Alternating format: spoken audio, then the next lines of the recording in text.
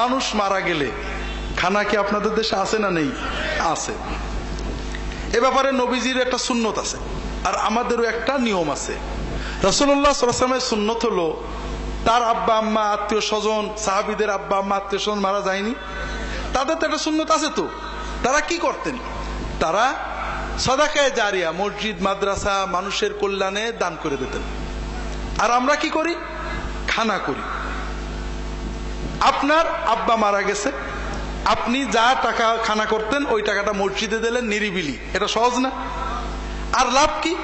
কিয়ামত পর্যন্ত প্রতিদিন ওই 1 লাখ টাকা 2 লাখ টাকা সওয়াব আপনার আমলনামায় জমা হবে। কথা বোঝেননি? কিন্তু আমাদের দেশের নিয়ম কি? খানা করা।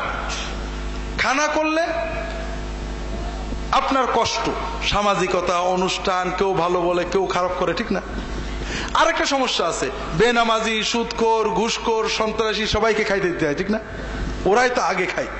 হ্যাঁ, কিন্তু এই খানাতে আমাদের লাভ, তবে হুজুরদের চেয়েও ওই বেনামাজি, সন্ত্রাসী, যুবক, দুষ্ট ছেলেদের লাভ বেশি। কারণ বাংলাদেশে 2টো খানা ফ্রি। কয়টা খানা? একটা হলো বরযাত্রী খানা, আর একটা হলো মৌতে খানা। ফ্রি, কোনো বিনিময় লাগে না। এমনকি আপনি যদি অলিমাতে যান, বউ ভাতে যান, তাও কিছু দেয়া লাগে, ঠিক না? বরযাত্রী হলে কিন্তু কিছু দেয়া লাগে না। আপনি কি হেরার আলোয় আলোকিত হতে চান? আপনি কি সুন্নাহর আলোকে জীবন গড়তে চান? প্রফেসর ডক্টর খন্দকার আব্দুল্লাহ জাহাঙ্গীর রচিত কোরআন সুন্নাহ ভিত্তিক জীবন ঘনিষ্ঠ বইগুলো পড়ুন, সুন্দর জীবন গড়ুন। ইসলামী আকীদা, হাদিসের নামে জালিয়াতি, ইহয়াউস সুনান, রাহে বেলায়েত সহ আরো অনেক বই। কোরআন সুন্নাহর সাথে থাকুন, জীবন বদলে যাবে।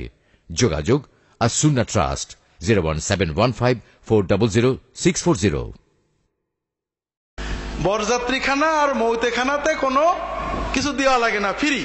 আর এই 2টো খানাই মূলত খুব অন্যায় খানা।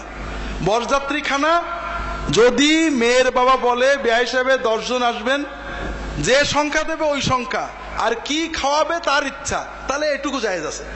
বাকি আমরা যে কায়দায় বরযাত্রী দেয় পুরোটাই সন্ত্রাসী, হারাম। এতজন যাইতে হবে, এই খানা দিতে হবে, এগুলো নাজেজ সব।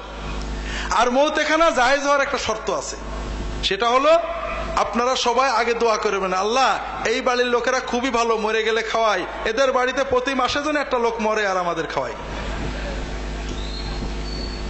বাইরে এটা খুব কষ্টের কথা। মানুষ খাওয়াবে আনন্দে না বেদনায়? আনন্দে। বিয়ে করলে খাওয়াবে, ছেলে চাকরি করলে খাওয়াবে, লাভ হলে খাওয়াবে। আব্বা আম্মা আপনজন মারা গেছে, কেন খাওয়াবে? আমরা তাদেরকে খাওয়াবো। কথা বোঝেন না? এই জন্য সুন্নত আমাদের জন্য ভালো, কিন্তু সমাজের লোকেরা খাইয়ে অভ্যেস, না করলে নানা কথা বলে, ঠিক না? কারণ তাদের লস হচ্ছে, আর খাওয়ালে আপনার লস হবে। তো যাই হোক, যেটা বলছিলাম,